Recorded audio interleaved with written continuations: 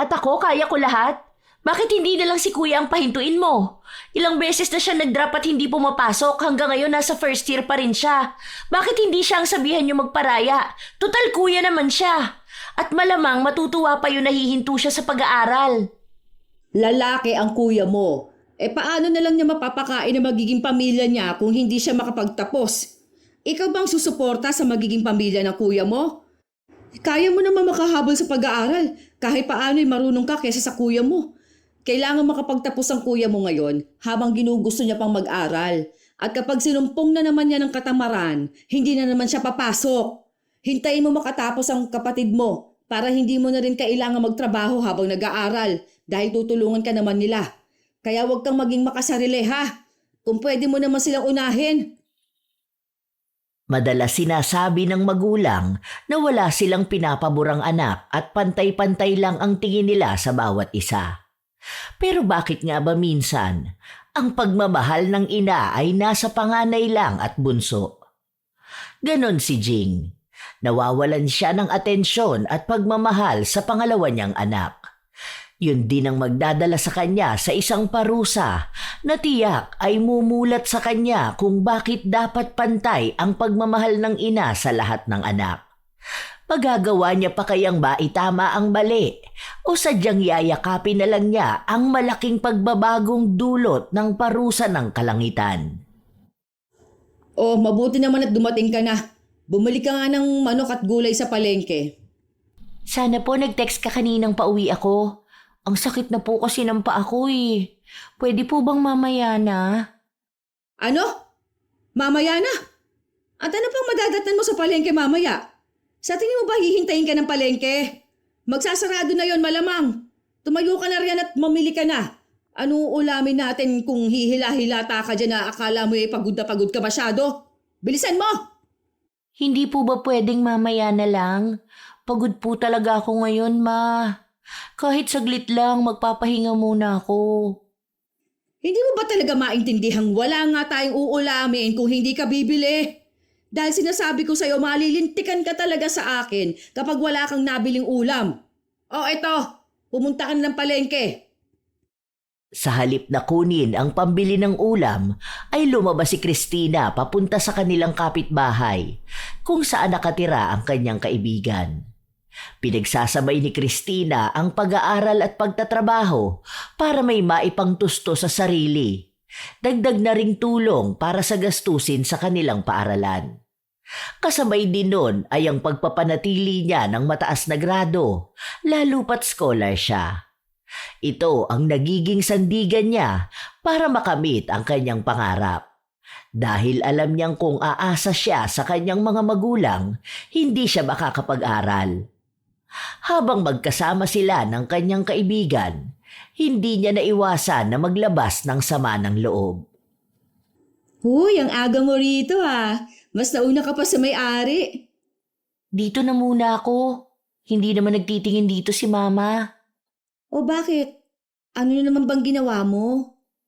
Inuutusan kasi ako na mamili sa palengke. Pang-ulam nga raw namin. Oh, para naman pala sa inyo Bakit magtatago ka rito?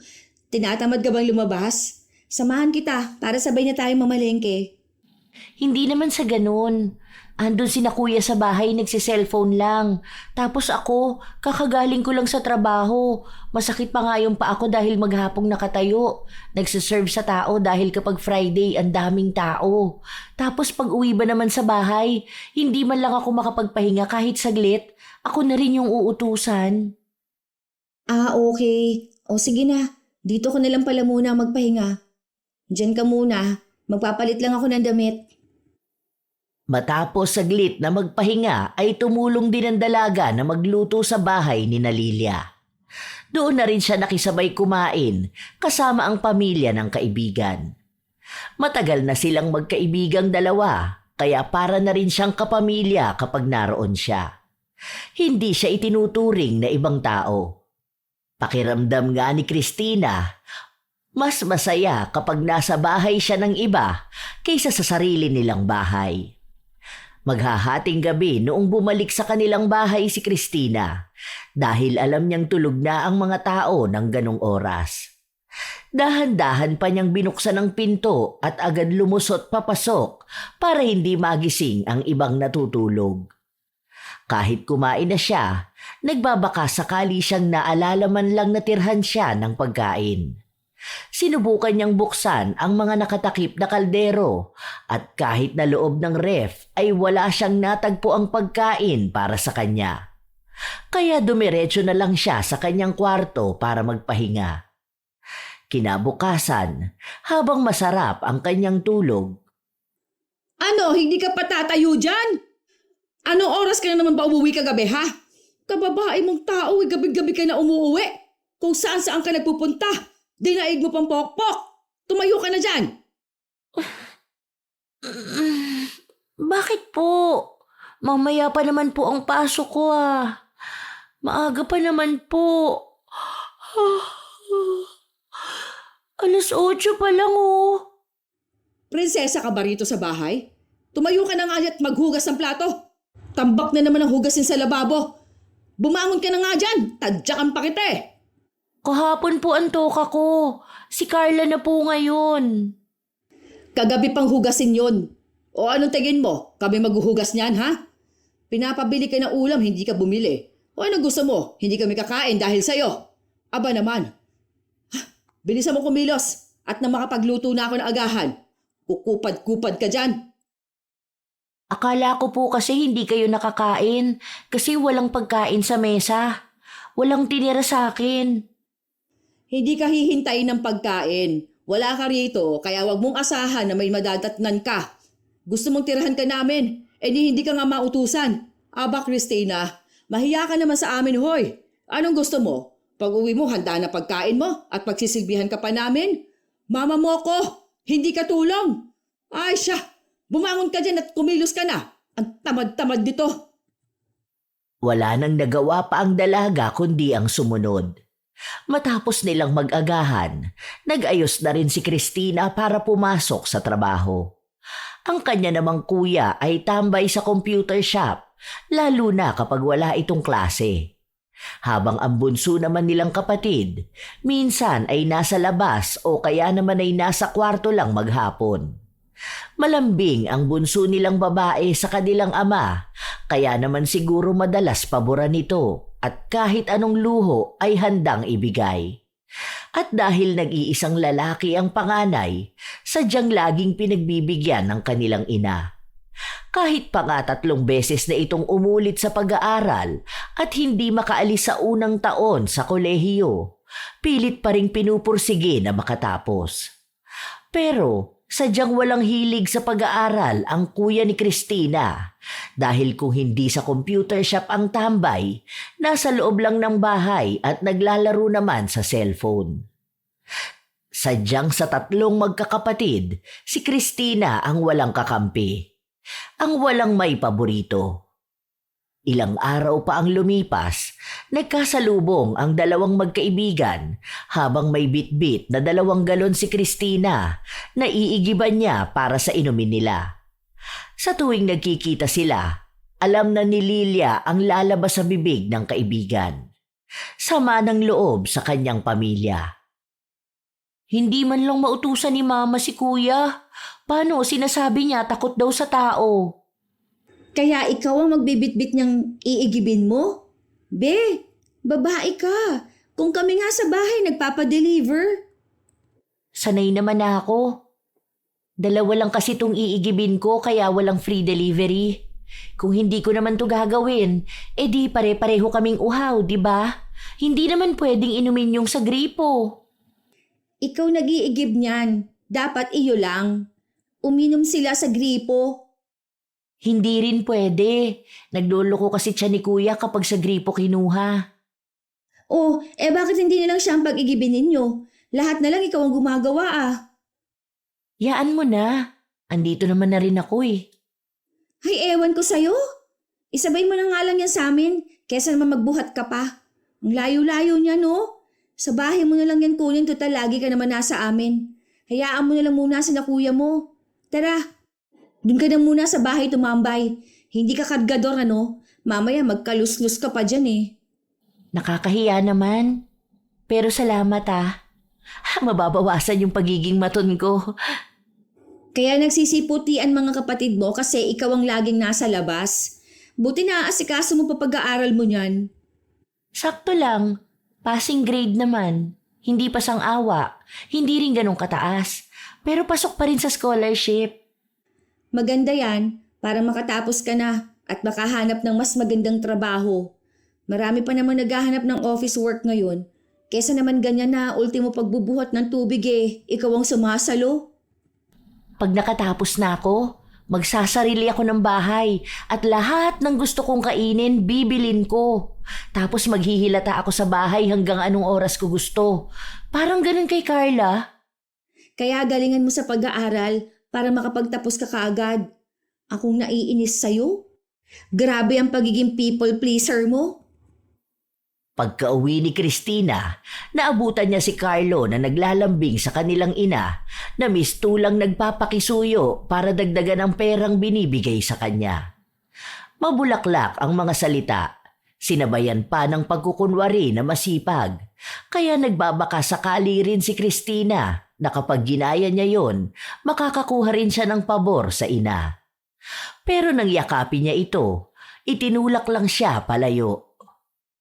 Ang init-init, dikit ka ng dikit. Maligo ka na nga muna at amoy araw ka, hoy. Ano ba kailangan mo kasi? Ma, pwede bang maghanda tayo sa birthday ko? Outing lang tayo. Kahit konti lang handa. Mauuna ang birthday ng kuya mo. Huwag kang magplano ng sayo. Saka natin yung pag-usapan. Isang buwan mahigit lang ang pagitan ng kanilang kaarawan. Hindi nakakapaghanda kapag si Christina na ang may kaarawan dahil laging nauubos ang pera sa handaan ng kanyang kuya Carlo. Hanggang sa lumipas ang ilang mga linggo at sumapit na rin ang kaarawan ng kuya ni Christina. Halos lahat ng kamag-anak nila mula sa Cebu ay mga imbitado. Masyadong enggrande ang handaan kahit na sa dagat ito ginanap. Malaking pera ang nailabas ng kanilang ina para lang mapasaya ang panganay na anak. Nag-arkila ng sasakyan para sa mga kaibigan nito at lahat ay halos malunod sa dami ng pagkain. Masaya ang bawat usapan. Walang ibang nangyari kundi ang pagbibida ni Jing sa kanyang panganay na anak na mistula bang isa itong tao na sobrang daming karangalan na natamo sa buhay. Hanggang sa lumipas pa ang ilang araw, si Christina naman ang lumapit sa ina. Ma, may nakita na po akong pool. Mura lang po ang cottage, wala pang 500. Oh, para saan na naman yan? Di ba po birthday ko na next week? Para po makapagpa-reserve na tayo. Mga kaibigan ko lang naman po ang iimbitahan ko eh. Tapos wala naman akong gaanong kaibigan. Gastusan na naman ang iniisip mo. Hindi pa nga tayo tapos sa binabayaran nating utang eh.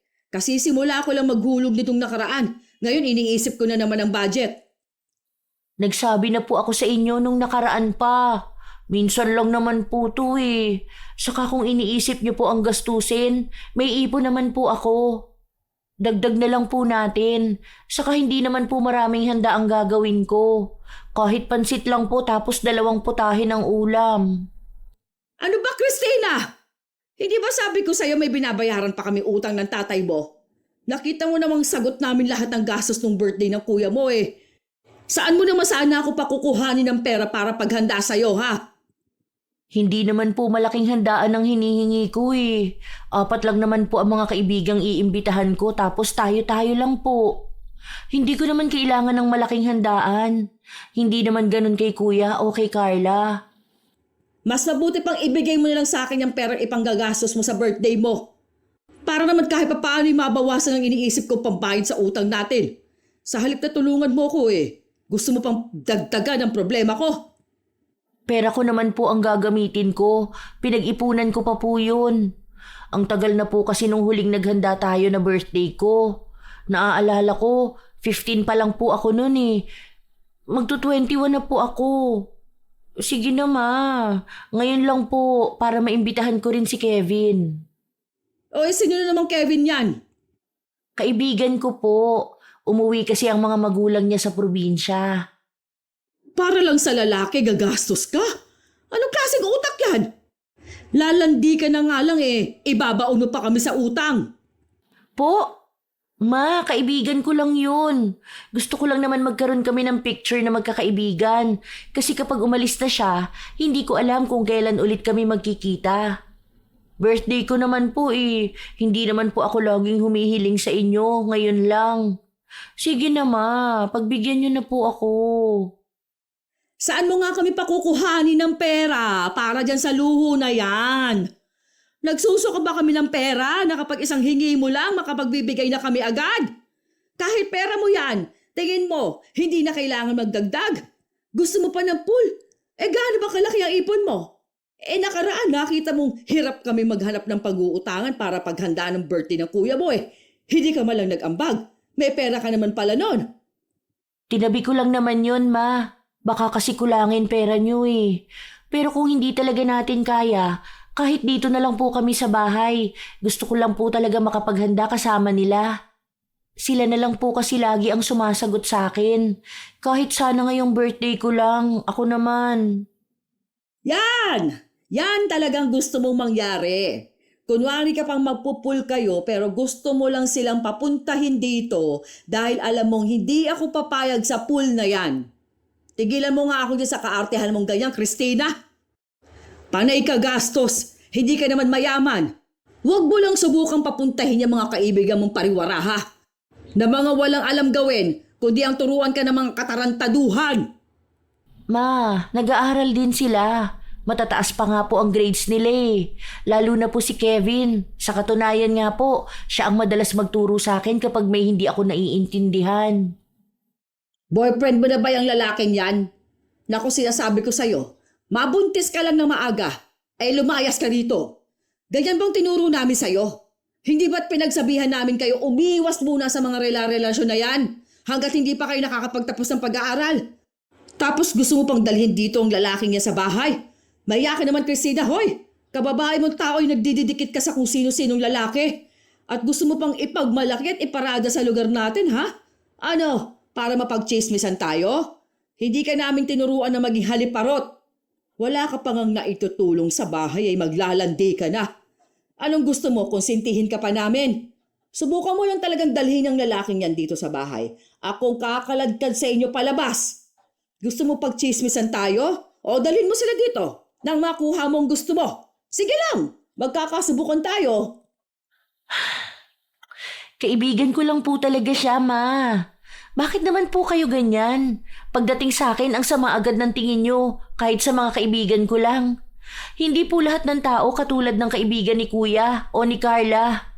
Bakit po kapag sila ayos lang kahit madalas pang tambay sa bahay? Tapos kapag ako po bawal? Kahit nasa edad na rin naman ako, bawal din magjowa.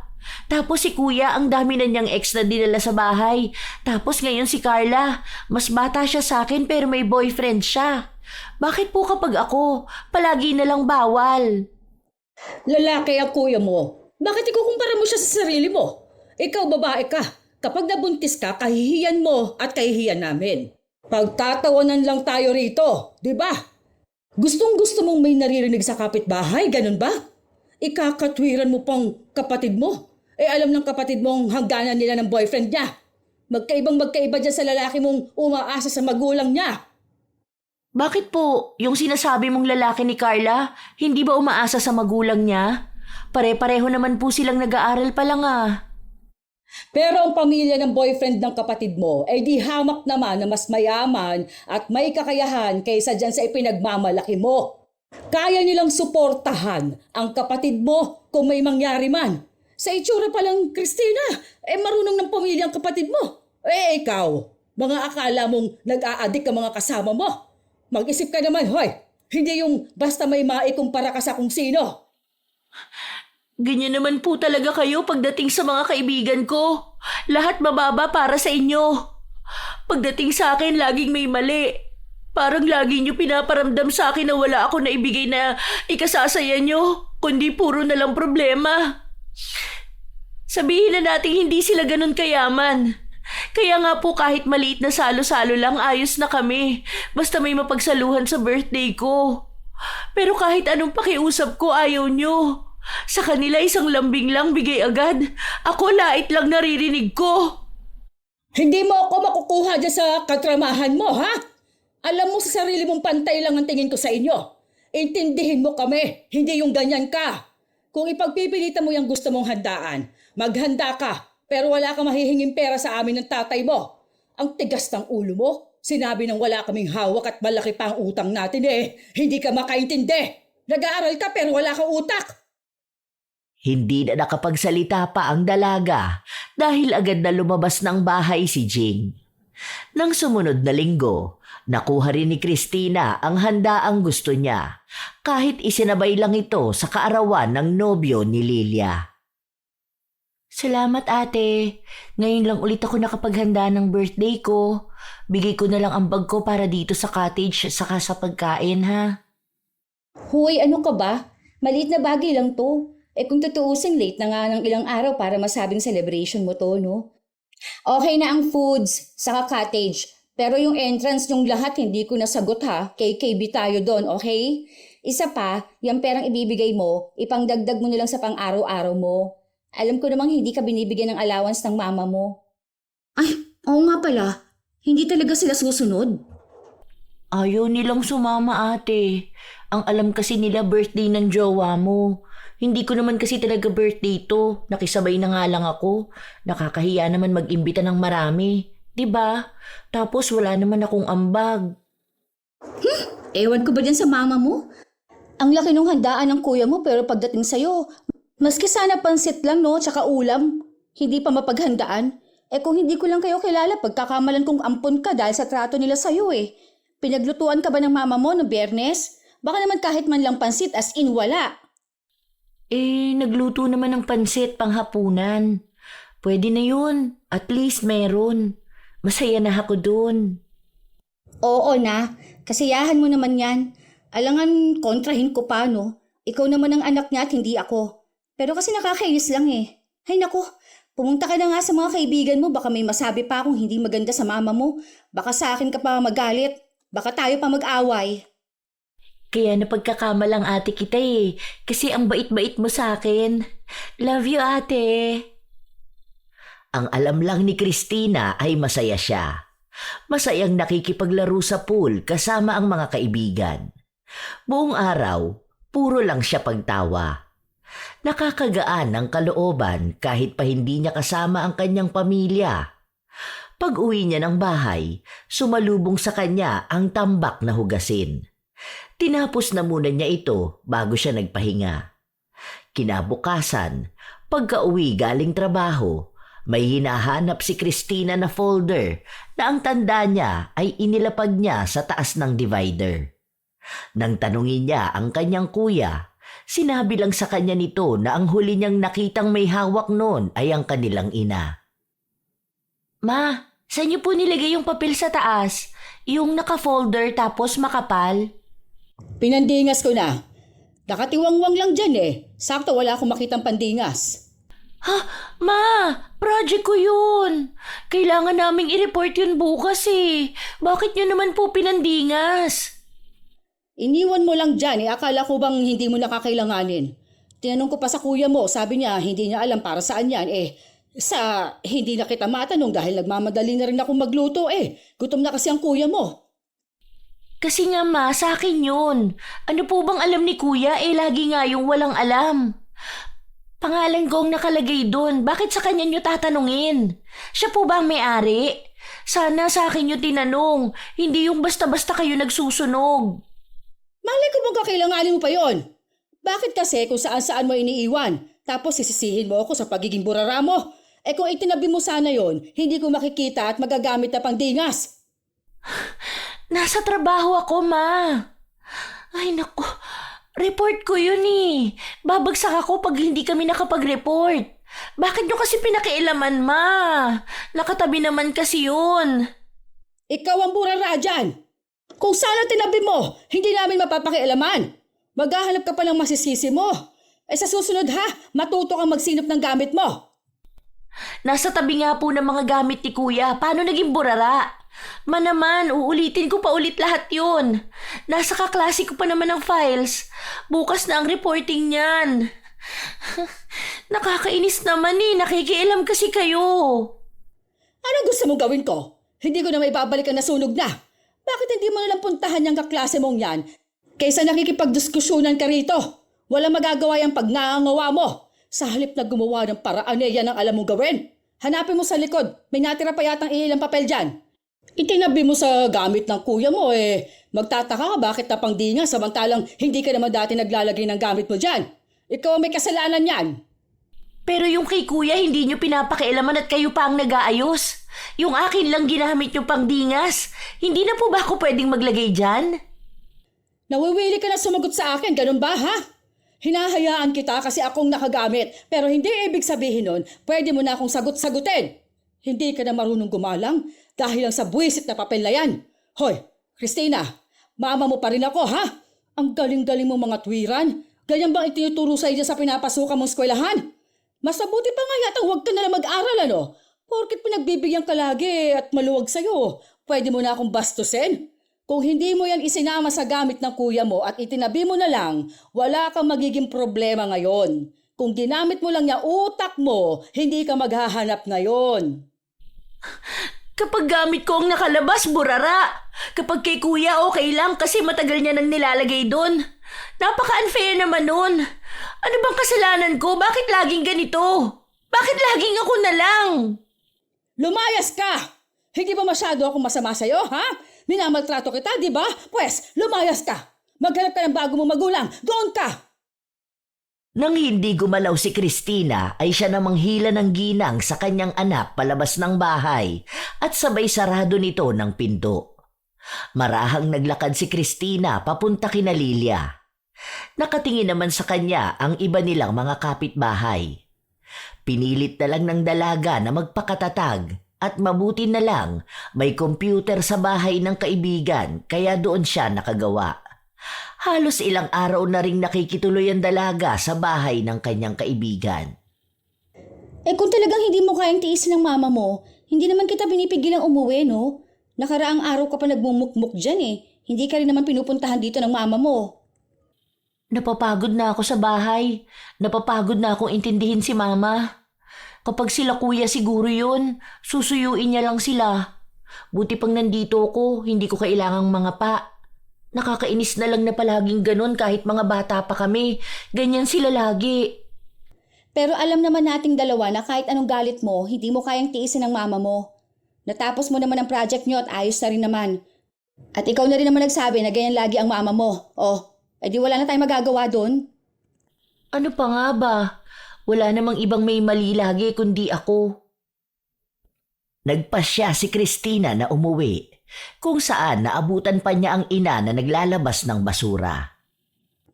Mabuti naman na isipan mo umuwi. O baka naman kukuhanin mo lang ang damit mo. Baka gusto mo pang magtagal dyan sa konsentidora mong kaibigan. Hindi po ba kayo ang nagpalaya sa akin? Sige, sagutin mo lang ako at hindi ka na makakabalik dito. Hindi nagsalita pabalik ang bata sa takot na mapahiya ulit. Tumulong ka na sa loob. Ayusin mo yung pananalita mo sa akin, ha? Sa susunod, ayoko may marinig pa ako sa'yo, ha? Ang tatay mo nang gumawa ng gawaing bahay mo. Kababae mong tao hindi ka nauwi sa tamang oras. Panay ka gala sa labas. Sa susunod na linggo, aalis kami ng kuya mo. Saan kayo pupunta? Tumawag ang tito mo. Pinapagbakasyon kami sa probinsya. Saglit lang naman kami doon. Umuwi ka ng tama sa oras at ayoko may marinig sa kapatid mo. Maging responsableng ate ka naman.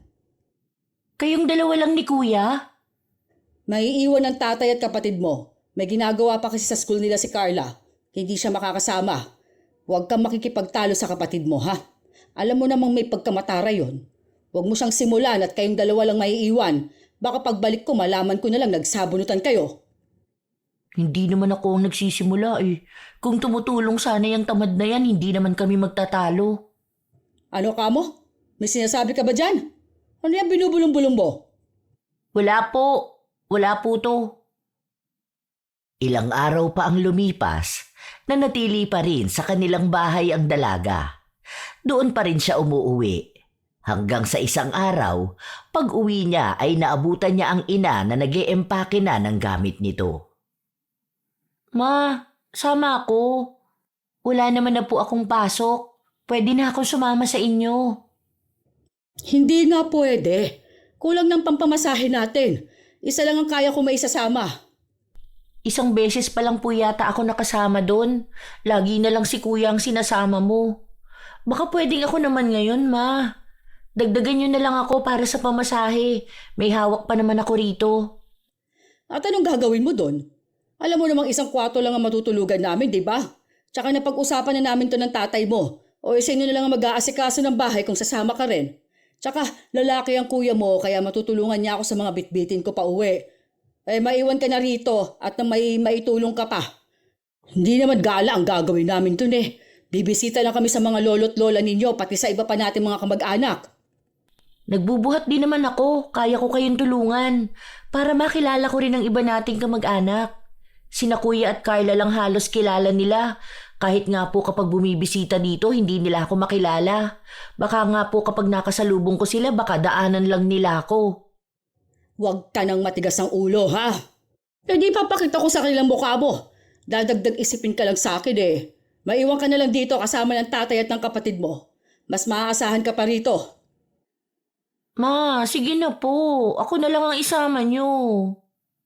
Bantayan mo na lang ang kapatid mo at tulungan mo ang tatay mo sa gawain niya rito. Nagkakaintindihan ba tayo? Ha? Huwag ka namang ulit. Hindi na rin naman magbabago pa ang isip ko. Sige na nga po. Pasalubungan niyo na lang po pala ako. Ganun na lang. Kahit anong gusto mo, uuwian na lang kita. Makinig ka lang sa tatay mo palagi at huwag kang magpapasaway. 2 linggo ring wala sa kanilang bahay ang kanilang ina. Kaya ang lahat ng gawaing bahay ay naiwan kay Christina. Tuwing umuuwi galing trabaho, siya rin ang magluluto ng makakain nila. Minsan na may labahin ang inaasikaso. Lahat siya ang may gawa, habang ang kapatid niya ay palagi namang nakahilata lang. Nang umuwi na sina Jing, agad na sumalubong si Carla para kunin ang lahat ng pasalubong na bitbit nila. Maghahati-hati na kayo dyan, ha? Nasaan yung akin? Sabi niyo bibilan niyo ako. Ang dami na nga niyang inuwi ko eh. Ano pa bang gusto mo? Puro paborito lang ni na Kuya at Carla ang nandito eh. Yung sa akin po. Iba rito hindi ko pa kinakain. Kinulang ang dala ko. Manguha ka na lang dyan. Hindi naman mauubos yan ng mga kapatid mo. Para naman yan sa lahat. Bakit pagdating sa akin, lagi na lang kulang ang pambili niyo? Pwede ba, Christina? Kararating ko lang, pagod ako, ha? Kung gadramahan mo na naman ako dahil hindi nasunod ang gusto mo, wag na yon. Ang mahal ng gusto mong ipabili. Hindi tayo mayaman na lahat ng gusto mo mabibili ng basta-basta. Diyos ko, kararating ko lang, sisimulan mo na naman ako. Kapag ginusto mo, ginusto mo! Hindi na lang kumibo ang dalaga dahil wala namang mangyayari kung makikipagtalo siya sa ina. Hanggang sa lumipas pa ang ilan pang mga buwan, nakapagtapos sa pag-aaral ang kanilang bunsong kapatid na may karangalan ding nakuha. Kaya naisipan ng pamilya nila na maghanda. Imbitado ang halos lahat ng kakilala at kamag-anak nila mula pa sa mga probinsya nila. Kaya't naisipan ding imbitahan ni Christina ang kanyang kaibigan para kahit paano'y may kasama siya sa okasyong yun. Oh, buti pumayag mama mo na magdala ka ng kaibigan mo. Kala ko ba ayaw niya sa amin? May magagawa ba siya sa'yo? Ang lapit-lapit lang ng bahay niyo tapos hindi kita iimbitahan. Subukan niyang hindi ka papuntahin at baka mapagchismisan kami. Ang laking handaan na naman ito. Baka naman lubog na naman kayo sa utang niyan, ha? Kinuha ni Mama ipon ko, pangdagdag daw sa gastusin. Pinadalan kasi ng tita ko si Mama nung nalamang nasa top nga daw si Carla. Bakit kinuha niya pa ipon mo kung napadala naman na pala siya? Pangbili daw ng regalo kay Carla. Kasi nagastos niya ang pera pambili ng cellphone ni Kuya. Hay nako, sobra-sobra naman sa luho mga kapatid mo. Aminin mo nga sa akin, totoo bang anak ka nila? Pati ipon mo binigay mo lahat eh. Ay, kung kapatid mo ako na talaga sasapok sa'yo. Pati dyan sa mga yan. Nagtabi naman ako ng para sa akin kasi ngayon lang nagpunta dito ibang kamag-anak namin kaya pinagbigyan ko na si Mama. Hindi ko rin kasi sila ganun kakilala. Hindi ka naman nakikihalubilo sa kanila. Hanggang tingin ka lang. Tapos na. Kaya lang sabi kasi ni Mama si Carla ang dapat nakikisama sa kanila dahil siya ang nagse-celebrate. Dapat siya ang bida. Tapos nasa kaibigan niya lang din naman siya. Bahala kayo? Ang gulo? Nakilala naman na nila ako eh. Hinahanap nga ako ni Tita Esther. Nang magsidatingan ang mga kumare ni Jing mula pa sa ibang lugar, agad niya itong pinaupo sa katabing lamesa nila Christina at doon nakipagkwentuhan. Dinig ng dalawa ang usapan ng kabilang lamesa na pinagdidiskusyonan ang nakababata niyang kapatid. Mabuti na lang daw at nagmana ang bunso nila sa kanilang ama na marunong sa eskwelahan. Pinupuri din nila ang kagandahan ng dalaga na nooy nakabistida. Mukha nga raw itong isang anghel at pinagpala si Jing sa kanyang anak na babae. Binanggit din ng isang babae si Christina matapos na makita itong nasa kabilang lamesa lang. Hay nako, kita mo? Puro kain lang ang alam gawin yan. Ni hindi nga tumulong sa pagkain ng mga bisita. Hindi ko rin alam kung saan nagmanang itsura niyan eh. Baka sa parte ng tatay niya o kaya doon sa iba namin kamag-anak. Ang itim-itim. Laging tambay sa labasan kaya ayan, nasunog. Tigas-tigas naman kasi ng ulo niyan. Magpapangalawang taon pa nga lang yan sa kolehiyo eh. Samantala mag-21 anyos na. Eh yung panganay ko siguro ang kahawig ko. Ayun no, sa loob na sala. Medyo mahiyain lang kasi yon. Pero napaka-masunuring bata. Ang bait no, natanglambing. Ang ibang nakikinig naman ay sumasang-ayon lang sa ginang habang panay ang puri sa mga kapatid ni Christina. Pinahinto niyo ako tapos ako pa rin ang may kasalanan. Sige na, ako na ang pangit sa pamilyang to. Naku, wag mo nilang pansinin. Ikaw naman, hindi ka pa nasanay sa mama mo. Alam mo namang makapanganay yan, no? Dito pa kasi tayo umupo eh. Ito na lang kasi yung may bakanting upuan eh. Saka hindi ko rin naman alam na dito sila pupwesto. Nananahimik na nga ako. Ito naman kasing si kuya ayaw lumabas, ako tuloy ang napag-iinitan dito. Kitang-kita ako dito. Tapos ito namang si Carla. Sabi ni Mama batiin niya ang mga bisita. Nagpunta naman sa kabilang dulo kasama ng mga kaibigan niya. Kung may pagpipilian ako, ayoko rin naman dito. Lagi na lang akong nakukumpara tuwing nakikita ko. Wala na tayong magagawa sa mama mo.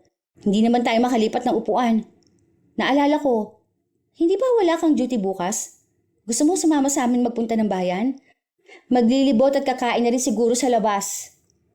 Hindi pwede, may gagawin ako bukas. Maglalaba ako saka maglilinis.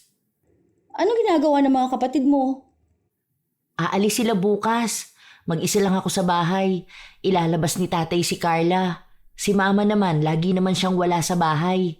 Minsan lang naman ako makapag-relax kaya susulitin ko na. Relax ang tawag mo dun? Wala si Mama para pansinin lahat ng gawain ko. Kaya relax yun. Basta kung magbagong isip mo, tawagan mo lang ako. Kinabukasan, nagtrabaho sa loob ng bahay ang dalaga. Pero saglit lang din siyang nakapagpahinga bago dumating ang ina na may mga bitbit kaya tinulungan niya ito. Noong magluluto na, siya rin ang nag-asikaso ng mga gulay. Nung kakain na sila, habang sumasandok si Christina ng kanyang pagkain, napansin niyang naglalagay ng maraming ulam ang kanyang ina sa isang mangkok. Hindi naman po mahilig sa manok si tatay ah. Naparami yata yung sandok mo niyan, Ma. Natabihan ko ng tatay mo para sa kuya mo to ha. At hindi pa nauwi. Anong oras na? Baka gutumin siya pagdating. Akala ko po ba kung wala dito, wag nang titirhan at baka masayang. Eh anong gusto mo? Sumpungin ang sakit sa tiyan ng kuya mo? Gastusin na naman sa gamot ng kuya mo. Ang hirap-hirap asikasuhin ng kuya mo kapag may sakit eh. Ikaw nga isipin mo nga munang sasabihin mo bago ka magsalita. Sarili mo lang iniisip mo. Matuto kang isipin ng mga kapatid mo. Tirahan mo rin sila, hindi yung puro ikaw na lang. Huwag kang masyadong swapang. Ang dami-dami na nga niyang nasa plato mo eh, maghahangad ka pa ng mas marami. Naturingan kang babae, ang takaw-takaw mo kumain. O sige, magpalobo ka. Tingnan natin kung may magkagustong lalaki sa'yo. Hindi ka na nga kagandahan eh, lamon ka pa ng lamon. Ang kuya mo o kalalaking tao doon, Madaling magutom at malakas kumain kaya kailangan may madatnan siya. O anong gusto mo? Magluluto pa siya ng madaling araw. Paano kung hindi na niya kayanin na magluto? Mag-isip ka rin ha? Huwag puro tiyan mong pinapairal mo, patay gutom ka ba? Hindi ka naman pinagugutuman dito bakit ganyan ka mag-isip? Wala nang tamang lumalabas sa bibig mo. Tawagin mo na nga mga kapatid mo para makakain na tayo. Bago pa ako mawala ng gana dahil sa'yo. Hindi na lang nagsalita si Christina at pinuntahan ng kapatid na nakahiga sa kanyang kwarto.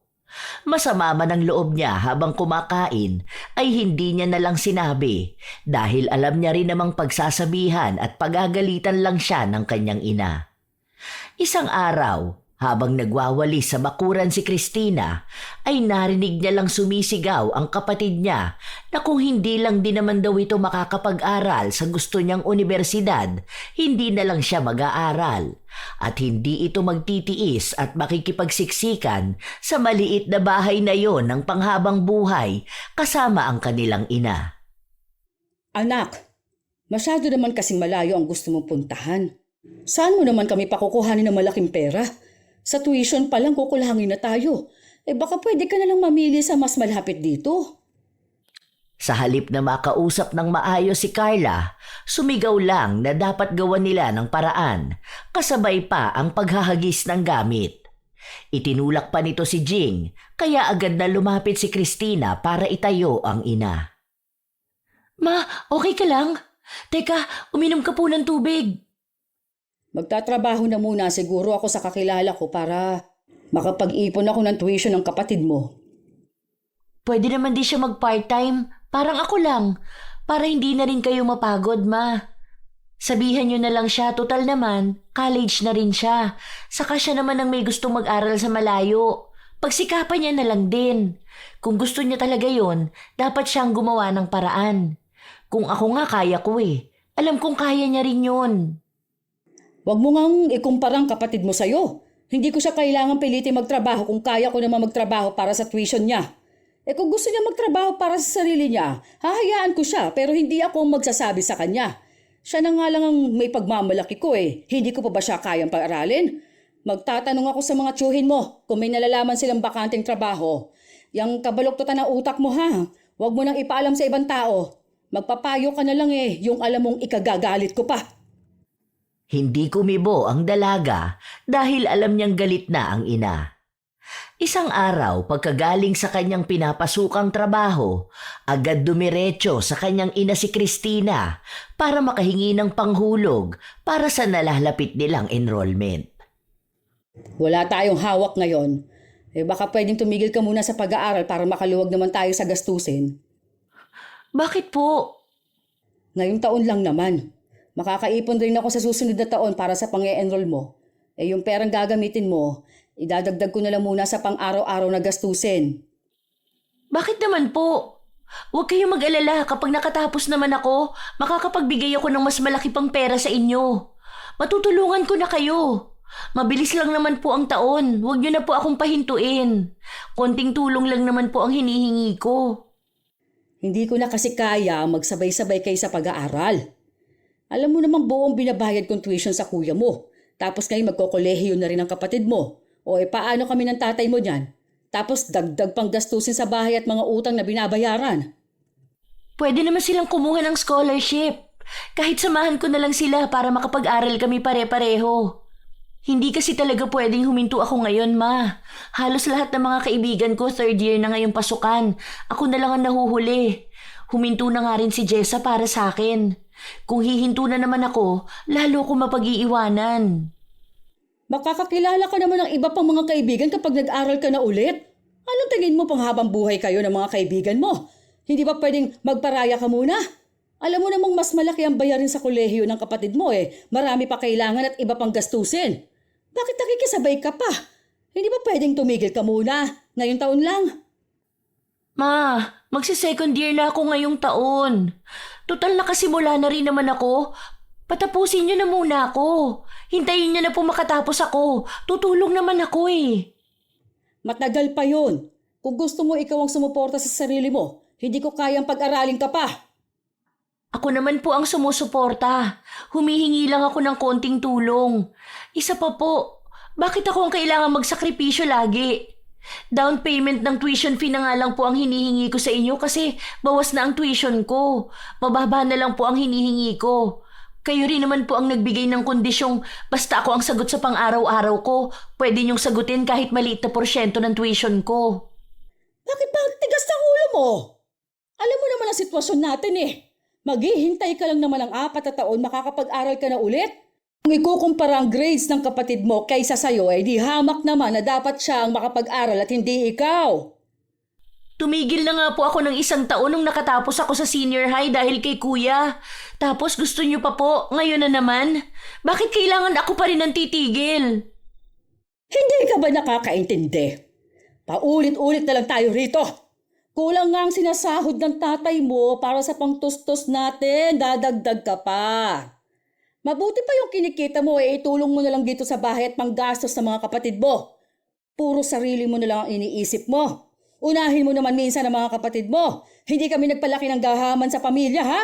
Matuto ka naman magbigay. Eh bakit si kuya? Kahit magpa-scholar, hindi mo pinilit para kahit paano sana makakabawas din yun ng bayarin natin. Bakit laging ako? Hindi nyo na nga pinagtatrabaho si kuya, tapos ako kailangan tumusto sa lahat ng gastusin ko sa school. Ang daya naman po. Mababa ang grades ng kuya mo para makakuha ng scholarship. Kahit gustuin ko man, hindi niya kakayanin. At alam mo namang sakitin ng kuya mo, hindi niya kakayanin ng pagsabay ng pag-aaral at pagtatrabaho. At ako, kaya ko lahat? Bakit hindi na lang si kuya ang pahintuin mo? Ilang beses na siya nag-drop at hindi pumapasok, hanggang ngayon nasa first year pa rin siya. Bakit hindi siya ang sabihan niyo magparaya? Total kuya naman siya. At malamang matutuwa pa yun nahihinto siya sa pag-aaral. Lalaki ang kuya mo. Paano niya lang mapapakain na magiging pamilya niya kung hindi siya nakapagtapos? Ikaw bang susuporta sa magiging pamilya ng kuya mo? Kaya mo naman makahabol sa pag-aaral kahit paano marunong ka kaysa sa kuya mo. Kailangan makapagtapos ang kuya mo ngayong habang ginugusto niya pang mag-aral at kapag sinumpong na naman niya ng katamaran, hindi na naman siya papasok. Hintay mo makatapos sa mga kapatid mo para hindi mo na rin kailanganin magtrabaho habang nag-aaral dahil tutulungan ka naman nila. Kaya huwag kang maging makasarili, ha? Kung pwede mo naman silang unahin. At magiging utang na loob ko pa yun? Kahit ako ang pinapatigil mo? Ako na lang lagi ang kailangang umintindi sa inyo. Kahit mangutang na lang ako para lang makapagtapos sa pag-aaral, basta hindi ako titigil. O tapos ano? Kami magbabayad ng utang na yan? Dagdag ka sa sakit ng ulo? Gusto mo maperwisyo kami dahil sa patong-patong na utang at interes, ha? Ganyan na ba kakitid ang utak mo dahil lang sa kagustuhan mo makipagsabayan sa mga kaibigan mong walang ibang ginawa kung hindi ang magbulakbol? Sila na lang lagi ang sinisisi mo. Bakit ang mga anak mo hindi mo pagawa ng paraan? Bakit ayaw niyo akong patapusin sa pag-aaral? Bakit ako ayos lang na hindi makasabay sa mga kaklase ko? Para maging alila niyo at may magsilbi sa inyo kasi walang silbi ang mga anak niyo? Ayusin mo yung pananalita mo. Ina mo pa rin ako, kaya kahit anong mangyari, ako pa rin ang masusunod. Responsibilidad mo ang pagtulong sa bahay. Hindi ka namin pinalaki para maging batugan at pabigat sa amin. Sana sila na lang ang naging anak niyo para wala kayong ibang pinoproblema. Para hindi niyo na kailangan magtuon ng atensyon sa akin at gumastos para sa akin. Total, pabigat lang naman ako sa inyo. Kahit nasa ampunan ako, mas masaya pa siguro kaysa dito na kailangan ko pa magmakaawa bago ko magawa ang kahit anong bagay na gusto ko. Sana hindi na lang kayo ang naging magulang ko. Napakahirap yung pasayahin. Natigilan magsalita si Christina matapos na sampalin ng kanyang ina. Ingrata ka? Wala kang galang? Walang habas yung dila mo? Maghanap ka ng magulang na kaya kang pagtiyagaan. Tingin mo ginusto namin na ikaw ang maging anak namin, ha? Magpasalamat ka at kaming naging magulang mo. Nabigyan ka namin ng maayos na tirahan at may nakakain ka. Agad din namang umalis ang dalaga sa kanilang bahay dahil hindi na niya kaya ang pagtatalo na yon. Sa bahay ng kaibigan niya muna siya nagpalipas ng sama ng loob. Oh, bakit namumula yung pisngi mo? Nasaktan ka na naman ba ng mama mo? Ano bang nangyari? Pinapahinto na naman kasi ako ni Mama dahil mag-aaral na raw si Carla. Nasampal niya ako. Gusto niya magparaya ako. Eh paano naman ako? Gusto ko na rin makapagtapos at makahanap ng maayos na trabaho at sariling bahay na malayo dito. Wala ba akong sariling buhay at pangarap? May gusto rin naman ako marating sa buhay. Hindi yung nagsisilbi ako at nagpupunas ng mesa. Bakit laging ako ang kailangan magsakripisyo?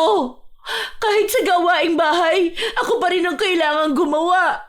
Si Kuya na laging nakatambay lang sa bahay, hindi niya inuutusan. Si Carla wala ring ginagawa. Matalino daw kasi kaya ayos lang para makapag-focus sa pag-aaral. Pero bakit ako? Responsibilidad ko na lahat yun. Kung hindi pala nila ako kayang buhayin, sana pinamigay na lang nila ako kaysa ganito ang ipaparamdam nila sa akin. Ayoko na talaga.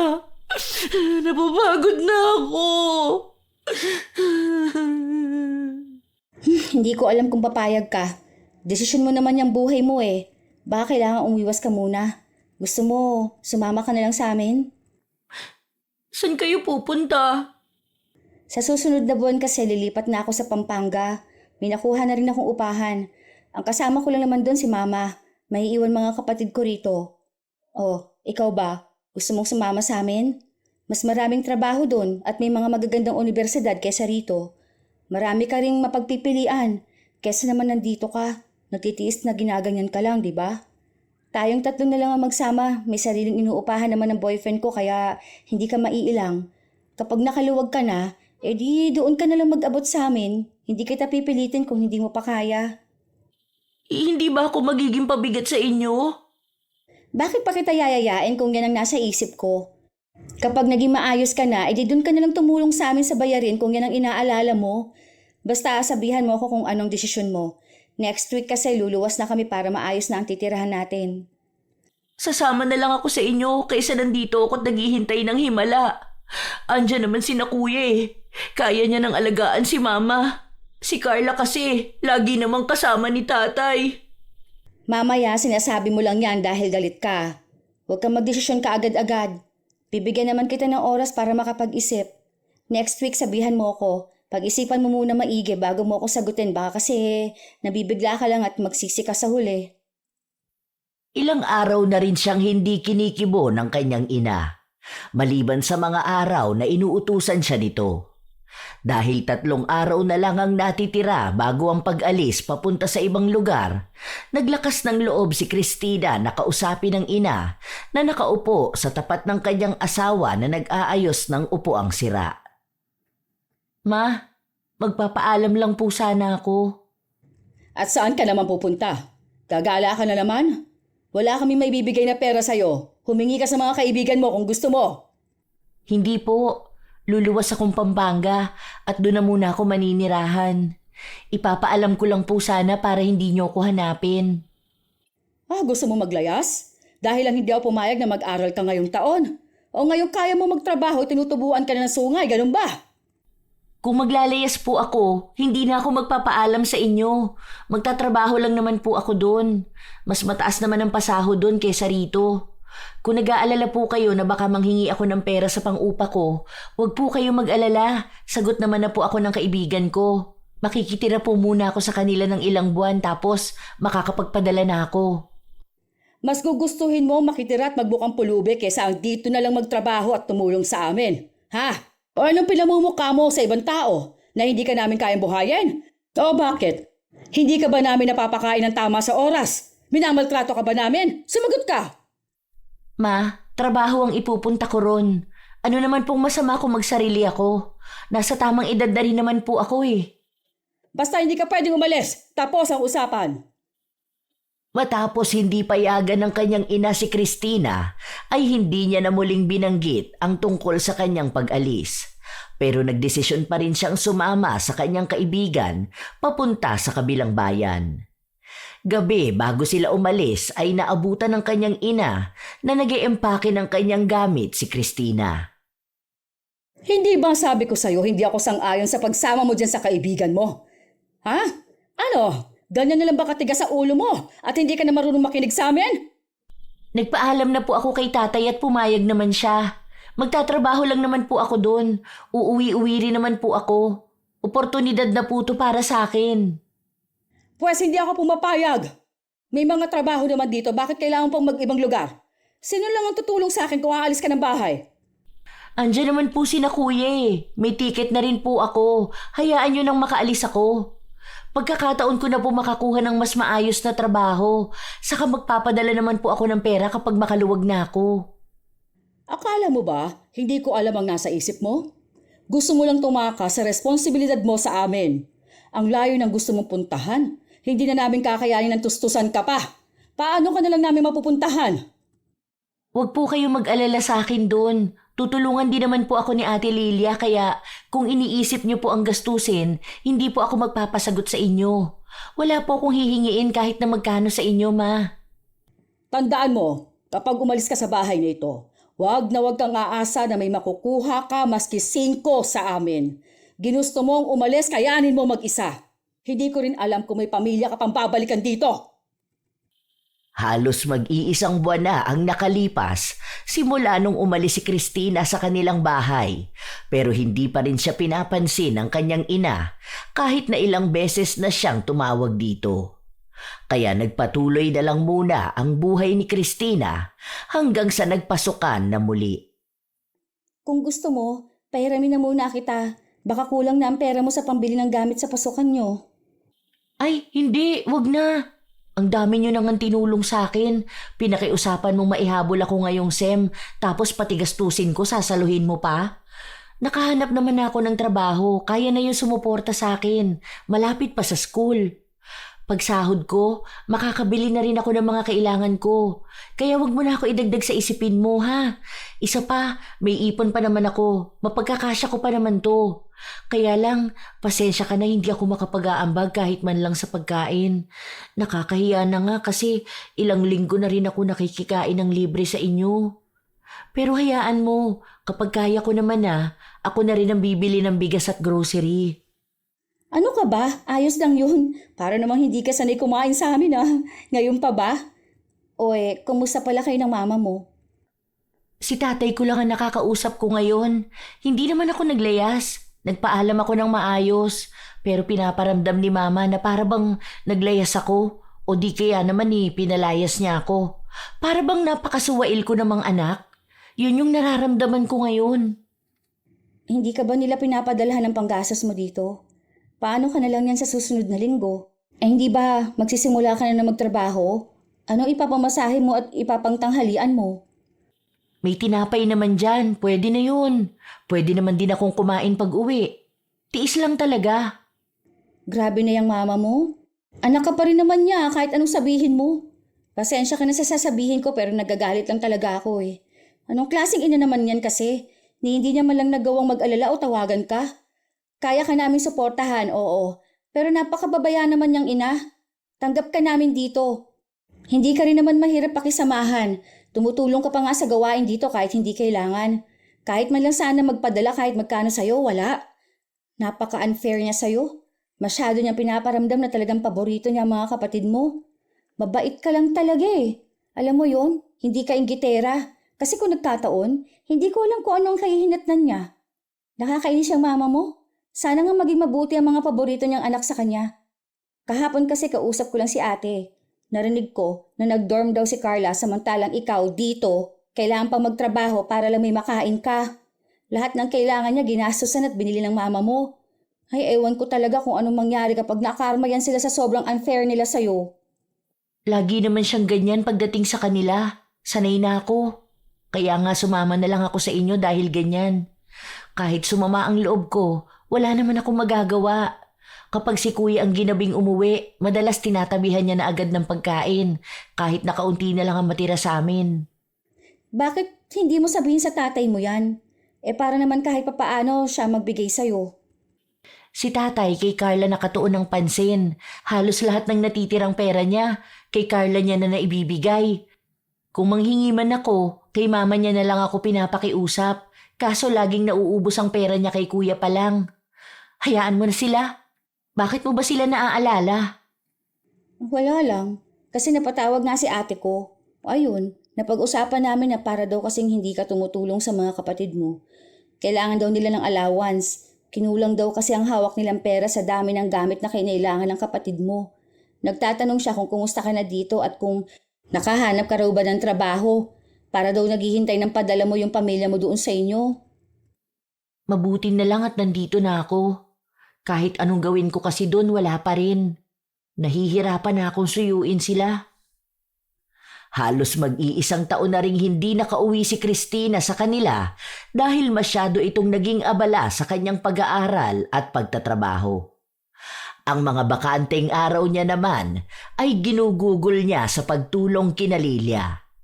Hindi rin naman sila masyadong nakakapag-usap ng ina, lalo na't hindi pa rin sila nagkakaayos. Gusto mo bang sumabay sa amin pa uwi? Birthday kasi ni Lolo maghahanda daw si na Tito kaya pinapauwi kami.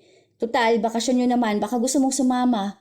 3 araw lang naman tayo dun, tapos babalik rin agad tayo. Hindi rin naman ako pwedeng mawala sa trabaho kung matagal Magpapaalam na pala ako sa boss ko para makapagpa-substitute ako. Ang tagal ko na rin kasing hindi nakauwi sa amin Hindi ko rin naman makausap si mama. Madalas kasi akong pagod. Tuwing araw ng sahod ko lang sila nakakausap kapag nagpapadala ako. Hindi ko rin alam kung okay na ba kami. Sa paglipas ng mga araw, muli na namang nakabalik si Christina sa kanilang lugar. Dahil inabot sila ng gabi, kina Lilia na lang muna nakitulog si Christina. Kinabukasan, habang tumutulong siya sa pag-ayos ng mesa at upuan, ay naririnig niya ang mga bulungan ng ibang tao matapos dumaan ang kanyang kapatid. May nangyari ba? Hindi ko na sinabi sa'yo kasi alam kong gipit ka rin. Pero nung nakaraang buwan lang kasi, nahuli ng pagbibigay ng perang mama mo kay Carla. Naputulan daw kasi silang ilaw, kaya yun ang binayaran ng mama mo. Inutang niya pa nga ang pambayad sa ate ko. Pinagdududuro at pinahiya raw ng kapatid mo ang mama mo sa labas Ang sabi niya, kapag nagkatrabaho siya, huwag siyang aasahan ng mama mo na may makukuha siyang pera dahil ang kinikilala niya lang na magulang ay ang tatay mo. Tutal, palamunin lang din naman daw siya ng tatay mo. Bihira na lang din umuwi ang kapatid mong yan, pero kung uuwi man, magdadala lang ng labahin tsaka hihingi ng allowance, ganun daw. Tapos nagsimula na sila magkaroon ng chismis na baka yun na raw ang naging karma ng mama mo. At hinayaan lang ni mama na sagutin siya ng ganun? O ano namang magagawa niya? Mas matapang at suplada ang kapatid mo. Kapag pinupuntahan nga raw siya dun sa inuupahan niyang bahay hanggang dun lang daw sa likod yung mama mo Minsan kasi sinamahan ni ate yan si mama mo na maghatid ng gamit at pera sa kapatid mo. Si ate pa nga ang pinalapit niya kasi nakakahiya raw kasi ang itsura ng mama mo. Tapos ang laki palagi ng kailangan niyang pera para sa gastusin niya sa kolehiyo. 5 uniforme nga agad ang ipinabili niya sa tatay mo dahil hindi niya kaya maglaba pagkatapos mag-aral. Naku, pasalamat siya at hindi akong kapatid niya, baka nasa bunutan ko siya. Kumusta naman si kuya? Hay naku, isa pa yung kuya mo. Alam mo bang huminto na naman siya sa pag-aaral? Madalas nang lasing umuwi sa inyo. Nakaraan lang nagbasag ng gamit. Natamaan pa nga ang mama mo mabuti na lang daw, hindi ganun kalalim. Sinagot-sagot din ng kuya mo ang mama mo. Kesyo, ang malas niya raw na naging magulang ang mama mo. Ang pangit na raw, mahirap pa.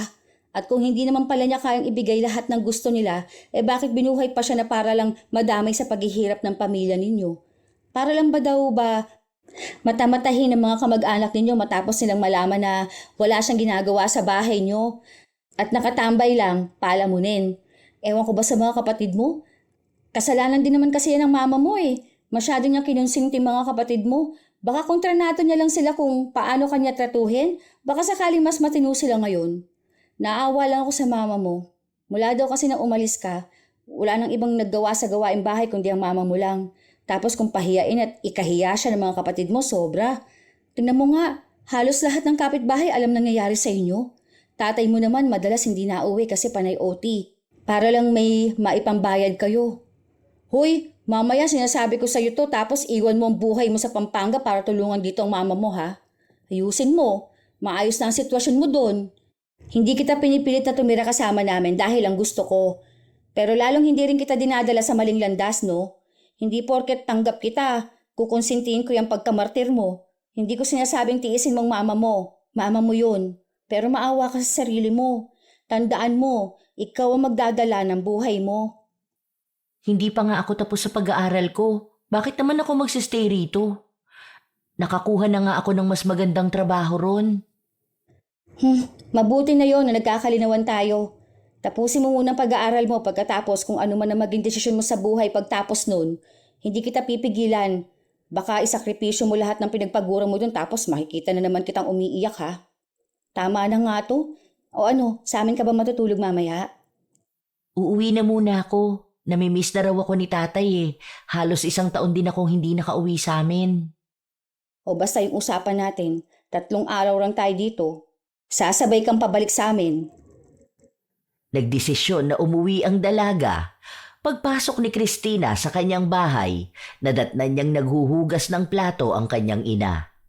Ang dati magandang pagkakapusod ng buhok nito tuwing gumagawa ng gawaing bahay ay napalitan ng magulong pag-ikot ng ipit. Nangayayat na rin ito at halata na hindi naging masaya sa mga nagdaang panahon. Mabuti naman at naisipan mo umuwi. Ang akala ko nakalimutan mo lang may bahay kang uuwian. Hindi niyo nga po sinasagot ang tawag ko eh. Wala na akong cellphone. Nasira kasi ang gamit na cellphone ng kuya mo kaya hiniram niya na muna yung akin. Oh, kumusta ka naman doon?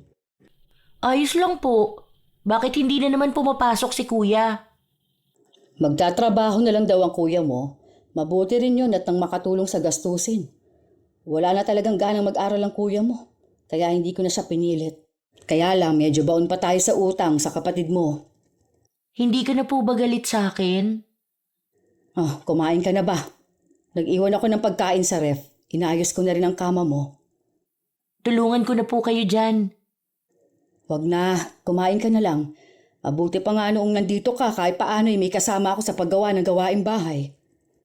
Sabi ko naman po kasi sa inyo, utusan nyo rin sila eh. Napakatamad ng mga kapatid mo. Madalas lang akong makarinig ng hindi maganda sa kuya mo. Kaya hinahayaan ko na lang kaysa masaktan ko siya. Ginagaya ka na nga rin ng kapatid mo. Lumalabas na lang ng bahay kapag ayaw sumunod. Si mama, ako na naman ang nakita. Anong araw ka aalis? Babalik ka pa ba doon? Bakit? Na-miss mo ba ako? Wala kang ibang mapagalitan kaya naaalala mo ko, no? Kung hindi ka rin naman talaga ubod ng sotel. Ano? Babalik ka pa ba? Sa susunod na araw pa naman po, aalis pa kami ni Jessa bukas eh. Dalian mo na palang kumain dyan at nang makatulog ka ng maaga. Kinabukasan, nakipagkita ang dalaga sa kanyang mga kaibigan, kaya gabi na rin itong nakauwi sa kanila. Habang nagpapahinga, pumasok sa loob ng kwarto si Jing. O, kumusta naman kayo ng kaibigan mo? Wala silang sinabing masama sa'yo, ma. Huwag ka mag-alala. Nangungumusta lang ako. Babalik ka na ba talaga bukas? Hapon pa naman po ang luwas namin. Bakit nyo natanong? Huwag nyo sabihin hindi nyo na naman po ako papayagan. Mukha namang masaya ka doon, kaya bakit pa kita pipigilan? Ang importante sa akin maging maayos ka lang. Hindi pa po ba kayo matutulog? Gabi na. Tulog na rin yata si tatay. Nasa labas pa ang tatay mo kausap si Bunso. Kuya mo naman hindi pa umuwi. Ah, okay. Good night po.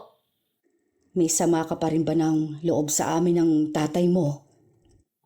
Hindi kumibo ang dalaga at tinitigan lang ang kanyang ina. Pasensya ka na sa lahat ng mga nasabi ko.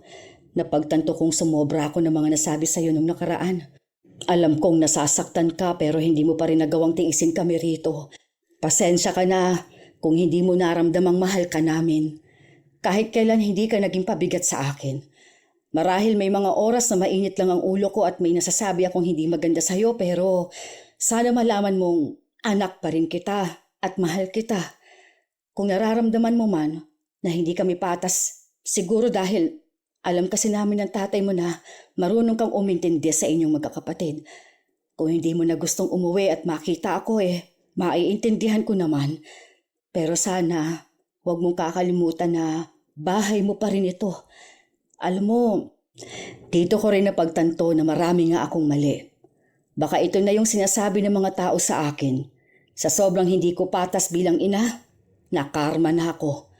Yung mga iniingatan kong anak pala ang karma ko. Ang hirap ng ganito. Hindi na kumibo pa ang dalaga. Hinayaan na lang niya ang kanyang ina. Dahil hindi naman niya maaaring sabihin na masaya siyang nagsisisi ang ina, pero hindi niya rin naman mapigilan na sumang-ayon na baka nga karma na ang naningil kay Jing. Lalo na't alam naman ng langit kung anong ginawa niyang mali sa kanyang anak. Sa masyado niyang pagbuhat sa kanyang ibang anak, ito rin pala ang mga anak na hihila sa kanya para bumagsak. Isang araw, gabi na nang umuwi si Christina galing sa trabaho niya. Naabutan niya ang kaibigan na nasa sala lang. Ang tagal mo! Kanina ko pa hinihintay ng mama mo. May dala siya mga prutas at pagkain. Wala naman kayo sinabing bibisita kayo. Sino pong kasama niyo magpunta rito, Ma? Wala ba kayong pinagkakaabalahan? Napadaan lang ako. Tinignan ko lang kung kumusta ka rito. Dito raw muna matutulog mama mo. Tabi na lang kayo. Alam mo namang walang ibang bakanteng kwarto dito. Tsaka gabi na rin mahirap umuwi ng ganitong oras eh. Ayos lang ba sa'yo? May magagawa pa ba ako? Kumain na ba kayo? Hindi pa. Hinihintay ka namin para sabay-sabay na tayo. Nagdala ng lutong ulam ang mama mo. Pagkatapos maghapunan ay inayos ni Christina ang hihigaan nila ng ina, habang si Jing naman ay nagpapalit ng damit. Kumusta kayo sa atin, Ma? Balita ko po nakakita na ng trabaho si Kuya. Oo, kaya lang gusto niya raw munang magsarilit tsaka malayo sa amin. Kaya nga kulang din ang sinasahod niya sa pagkain at upa pa lang ng bahay eh. Eh ikaw ba? Kamusta ka dito? Hindi ka naman minamaltrato dito? Si Mama, pinagdudahan pa sina Ate Lilia. Nakita niyo naman po, maayos ang trato nila sa akin. Para nga pong tunay na kapatid. Huwag kayong mag-alala sa akin dito, Ma. Okay naman po ba ang pang-araw-araw niyo doon? Napapagkasya naman. Malaki ang bawas ng scholarship ng kapatid mo. Medyo huli niya na lang naisipang ilakad pero nakahabol rin naman. Tsaka nakakatulong rin ang naipadadala mo. Kapag nakaluwag ako, siguro, magdadagdag na lang ako ng ipapadala sa inyo. Ngayon lang po kayo nakapunta dito, di ba? Gusto niyo bukas bago kayo umuwi, iikot ko kayo? Wag na.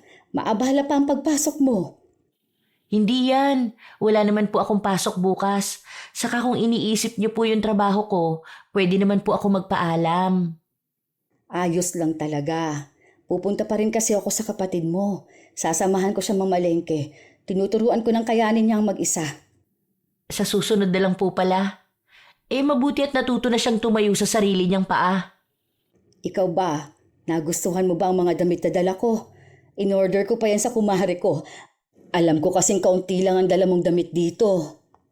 Oo naman, Ma. Ang gaganda nga po eh. Marunong na kayong mamili ng magandang damit ngayon ha. Dati po kasi, ang baduy ng mga damit na binibili niyo sa akin. Pang matatanda. Buti pa ngayon maayos. Ikaw po ba ang namili nito? Natuto lang rin ako sa kapatid mo. Madalas ko kasing sinasamahan na mamili ng damit niya kaya naisipan kong bumili na rin ng para sa'yo. Kinakausap na po ba kayo ni Carla? Hindi ka naman na po niya binabastos. Nandyan naman ang tatay mo tsaka ayos na kami ngayon. Pagtapos ko siyang pagsabihan, kahit paano yung nakinig naman at may galang na rin kahit kaunti. Maganda rin na nanirahan siya mag-isa. Natuto na rin siyang tumulong sa gawaing bahay. Dahil doon ay madalas na ang pag-uusap ng mag-ina. Hanggang sa lumipas pa ang panahon, pinauwi ng kanyang ina si Christina noong araw ng kaarawan niya dahil naghanda ng kaunting salo-salo ang ginang. Nadatnan na lang ni Christina sina Jessa at iba pa niyang kaibigan na naghihintay sa kanya. Habang ang kanyang ina naman ay nakikipagkwentuhan sa mga kumare at kamag-anak nila. Oo nga, nahiyang yata sa Pampanga at lalong gumaganda ang anak ko. 1 taon na nga lang din at makakapagtapos na siya. Napakabait na bata niyan. Biruin niyo bang siyang nagpaaral sa sarili niya? Baka doon na nga rin siya makapag-asawa. Mabuti na lang at pinupuri ka na ng mama mo, no? Kung hindi, baka pinatahi ko na ang bibig niyan. Kung masama lang isip ko, baka sabihin ko pang kung wala ka sigurong na itutulong sa mama mo. Hanggang ngayon, hindi ka niya tatatuhin ng ganyan. Kung hindi lang yan tinamaan ng karma baka hindi rin niya nagbago, no? Nakarma ba naman sa mga paborito niyang anak? O ayun, bumaon ang hirap ng buhay. Mabait naman si Mama. Siguro hindi niya lang alam kung sinong uunahin sa amin ng mga panahong yun. Oo nga pala. Balita ko nagtatago daw ang kuya mo sa mga pinagkakautangan niya sa kasino, kaya hindi makauwi sa inyo. Pinapadalahan pa ng magulang mo para makabawas sa utang. Nalulong sa sugal. Sayang nga yung mga sakripisyo ni na Mama. Sa ngayon, hindi namin alam kung nasan siya. Pinaghahanap pa rin kasi siya eh. Ay baka yan naman ang karma ng kuya mo na dapat niyang pagbayaran, no? Basta ako, masaya ako para sa'yo at kahit paano nabibigyan ka na ng halaga ng mama mo. Maswerte lang siguro talaga ako. Kasi kung hindi ako nagdesisyong sumama sa inyo, siguro hanggang ngayon hindi pa rin nagbabago ang buhay ko. Maswerte ako kasi binigyan mo ko ng chance. Thank you ha. Hayaan mo, makakabawi rin ako sa'yo. Ang drama mo naman. Pero mas dapat ka magpasalamat sa sarili mo kasi nagdesisyon kang baguhin ang buhay mo. Ang hinanakit sa puso ni Christina ay naghihilom na makalipas ang panahon. Naging maayos na rin ang relasyon nilang mag-ina. Hindi man inabot ng mahabang suyuan pero naroon na ang pagpaparamdam ni Jing ng pagmamahal sa kanyang anak. Nagpatuloy ang buhay ni Christina sa malayo, kasama pa rin si Lilia at doon na rin siya nakakilala ng lalaking lubos naman ang pagmamahal sa kanya. Kahit na nagkaayos na ang mag-ina, si Jing naman ay nagbabayad pa rin ng kanyang mga pagkakamali. Ang karma na pumataw sa kanya ay hindi na lumubay pa. Lalo na ang problema sa panganay niyang anak na patuloy pa rin ginagawa ang kasalanan. At ang bunsong anak na hindi pa rin tuluyang kontrolado. Minsan talaga, ang pagbabayad ng karma ay hindi madaling mawala, lalo na kung nakatatak na sa langit ang pagkakamaling nagawa. Minsan talaga, may mga magulang na hindi nila alam na may paborito na silang anak. Hindi man nila sinasadya, halata ito sa paraan ng kanilang pagpabor sa mga salitang mas magaan kapag para sa isa at sa mga salitang mas mabigat kapag para sa iba. Ang iba'y ipinagtatanggol kahit mali, habang ang isa naman ay kailangang magpaliwanag kahit wala namang kasalanan. Sa ganitong sitwasyon, unti-unting nabubuo sa puso ng anak ang maraming hinanakit. Ang tahanan ay dapat maging lugar ng kalinga, hindi kompetisyon. Ang mga anak ay hindi dapat pinag-aagawan ang atensyon ng magulang dahil tungkulin ng magulang na iparamdam na pantay ang pagmamahal sa lahat. Sana'y maunawaan ng mga magulang na ang mga anak ay may kanya-kanyang paraan ng pagpapakita ng pagmamahal at hindi dapat ikumpara ang isa sa iba. Tandaan na ang pagiging mabuting magulang ay hindi nasusukat kung paano mo nagagawang bigyan ng pansin ang iisang anak, kundi ang pagbibigay ng pantay na pagmamahal sa bawat isa. Karamihan sa mga magulang, aminin man natin o hindi, ay meron silang mga paboritong anak na mas madalas nilang nabibigyan ng aruga, atensyon at pagmamahal. Madalas sa maliliit na bagay tulad ng pasalubong o kahit simpleng yakap galing sa kanila, maswerte ang mga napapaboran, pero paano naman ang ibang napapag-iwanan? Kayo ba mga apo? Minsan nyo na rin ba itong napagdaanan? At kung kayo man ay may sariling karanasan katulad ng ating bagong kwento, maaari nyo itong ibahagi at nais kong mabasa. Naway may natutunan din kayong aral. Shout out sa ilan sa mga masusugid na tagapakinig ng mga istorya ni Lola Telang. Joseph Apego, Mary Jane Rico, KMM ng Hong Kong, Vivian Baterbonia, Danilo Candido Jr., Karen Joy Aranda, Nana, Mirna Alfaro, Melanie Braza, Lorena Morate, Jeneline Jacobe, Florence Joyce Ferras, Flordelisa Galang, Jocelyn Balangkit, Michelle Okumura. Shout out din sa inyo, Myla Palo, Ronald Lamis, Geraldine Narbasa, Gina Gia Tinga, Mariz Medrano, Mabel 2021, Ramil Fariolin, Ann Pundano, Emmanuel Escobel, Charmaine Ebon, Ami Pacana, Teresa Balino, Joy ng Bahrain, Jaylin TV, Mem De Los Santos. Shout out din sa inyo mga solid kong apo. Razon Yao, Mil Rose De Mate, Jaime Constantino, Pureza Tagiwalo, Gaminil Francisco at sa kanyang asawang si Dadanil Francisco.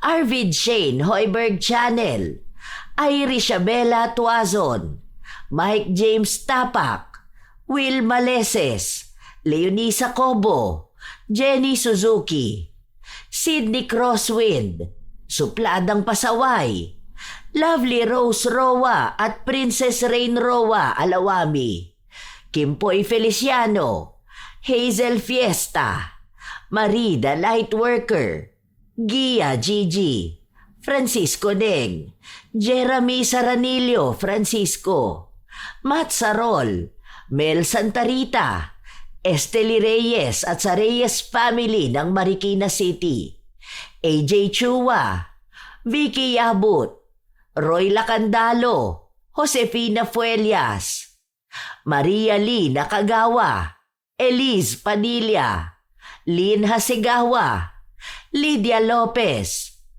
Lance MBB, Rosalina Bugayong, Ami Yong, Angelina Ignacio, Ray Galedo at sa Galedo family ng Kabuyaw, Laguna, Roslyn Mangilin, Cherry May Libiran, Ami Bag. Ito ang inyong Lola Telang at maraming salamat sa palagi ninyong pakikinig mga apo.